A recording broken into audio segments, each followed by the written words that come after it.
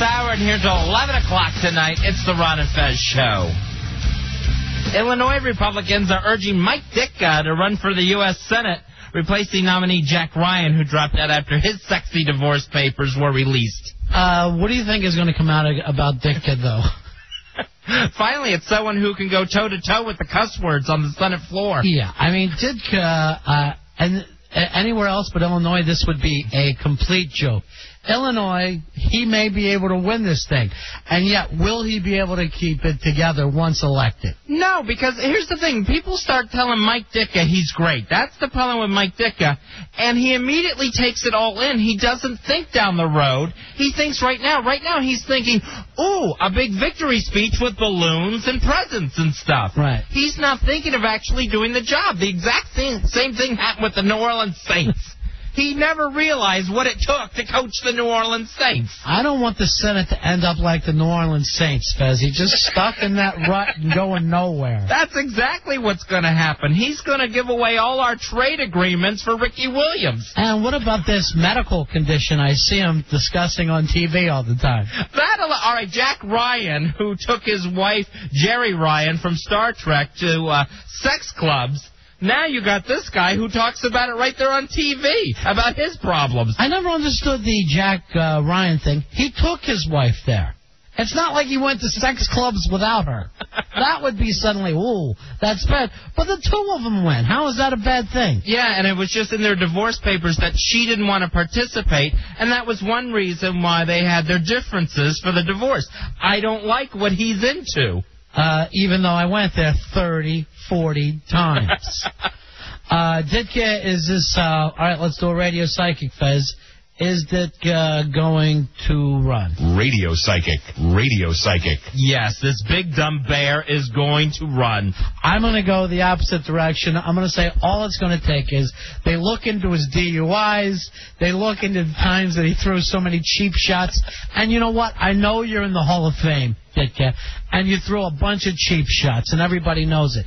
I don't think he's going to run. I think it's too checkered of a past. He hasn't lived his life like preparing to run for the Senate one day. He lived his life like a regular guy, and no regular guy is going to be welcomed into the Senate. And the ads, I hope they run the picture of him leaving the Superdome like Stone Cold Steve Austin, where he's just flipping off the fans. I'm going to tell you right now, though, I bet we're going to end up with a Senate and a Congress and every governor all being celebrities. We have turned our government into some kind of a wacky reality TV show where it's not so much of, I think he's the best guy for the job of, I can't wait to see Arnold trying to run things. I can't wait to see Ditka. Yeah, oddly enough, he's going to replace the guy who was married to the female Borg from Star Trek. Doesn't it seem like every election right now has a crazy reality twist? Here's the twist. He used to coach the Chicago Bears. I always love it when people think one job qualifies you to immediately to do another one. Yeah, well, what the main requirement is fame. People have to know who's running because most of the people...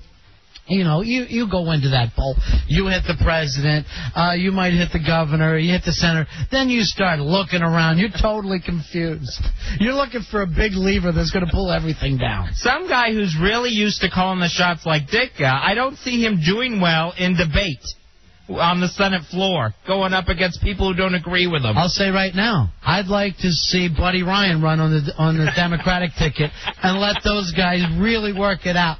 Who really deserve to be carried off the field after that Super Bowl.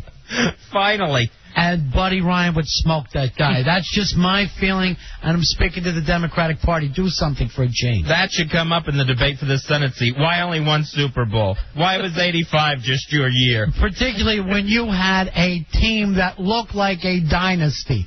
I'm telling you, on paper, that team was better than the San Francisco dynasty. And yet Ditka gets him in 1 year, and then he's out. Yeah, I'm sure they'll be recording the video for the Senate Shuffle. And I also want to know what happened in Miami. You choked. You choked when you were heading for that undefeated season.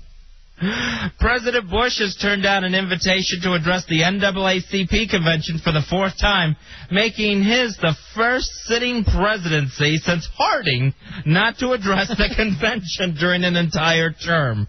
Has he given a reason?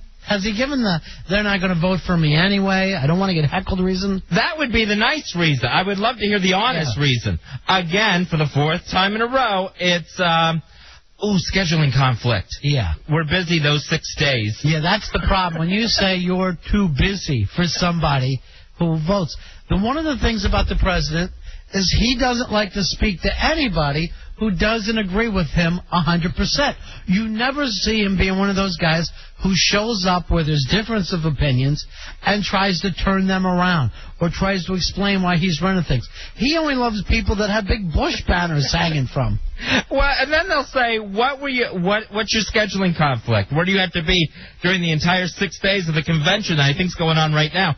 And they'll go, we're not sure, but we know he has to be somewhere. It's just so awful. He's deciding to see that Michael Moore film during that time. So he did go in 2000 when he was running for president, and he hasn't been back yet. And I guess he hated it. Just couldn't stand it. Well, if they wouldn't do question and answer periods, I think he would be fine with it. All right, Fezzi, I love this story. Colin Powell is saying that Saddam Hussein should be assumed innocent until proven guilty. Now, isn't the entire reason why we went into this war is because we assumed that he was guilty? Yes, we were told he was guilty. We're still being told he was guilty. Yet why now do we have to assume that he's innocent?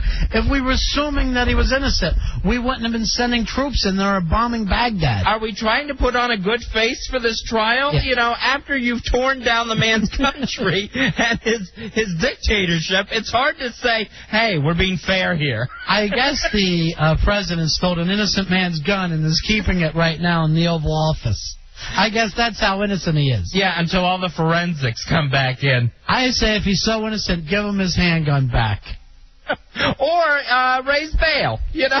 Yeah. Let him out for a while, you know, until the actual trial starts, like anyone else. Even Saddam said, put it at $2 billion. He can come up with the money if you need him to. Imagine if they went on TV and said these same things about Scott Peterson or something.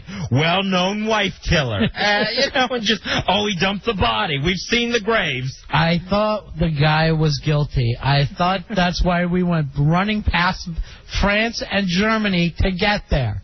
Because they wouldn't listen. Yes, if he was to be assumed innocent, then that would be the place for the Security Council to come in. France should be saying, we've assumed he was innocent for the last 3 years.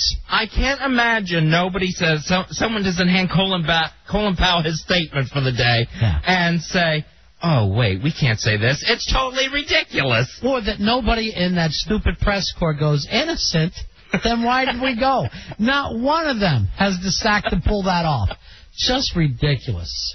Now, Congressman Jim Turner out of Texas, he receives classified briefings on terror and said there is no basis for the warning that terrorists want to disrupt our election process this fall. Well, what color are we now? Are we yellow? Are we orange? We're still yellow. We're not going to go to orange, even though the democracy is ready to be attacked. The republic is standing there ready to fall. Do you ever believe in any of the color warnings, or do you pay any attention to them at all, or any of the chatter reports? No. If I was just told what to do, other than stay on warning, I would pay attention. But if they said, you know, it's like if there's a hurricane coming, you know, hey, we've got to travel inland. But they just act like, well, there could be an attack. Well, that's the luck to you. This one I'm suspect of because it's not like the threat of, millions or thousands of people could be killed. Right. Not that a city could be, blown up or radioactive bombs set off. It's the election may be postponed. That's the only threat we're hearing about. They may somehow try to make hanging chads a reality again. That's the big problem. That's where we have the worry here. All right, it's the fastest hour in radio. Coming up, we're going to tell you how you can get a full room makeover just in time for football season, Fez. We're going to take everything together for you so that when football season starts, you're completely pimped out. We're back in just a few moments. It's the Ron and Fez Show.